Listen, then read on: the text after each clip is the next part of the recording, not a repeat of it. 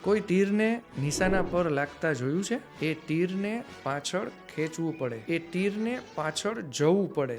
જિંદગીમાં જો હાર થતી હોય, કોઈ છોડીને જતું રહે અને કોઈ સમજી ના શકે, કંઈ ચિંતા ના કરો. એ એક્સપેક્ટેશન પાછળ ખેંચાય છે ડિવાઇન પ્લાનિંગ દ્વારા, કારણ કે આપણું તીર સાચી દિશામાં લાગવા જઈ રહ્યું છે. જ્યારે આપના જીવનમાં કોઈ ટ્રોમા કે ડાઉનફોલ, નારાજ ના થાવ. એમાંથી શું શીખવાનું છે એના પર ફોકસ કરો.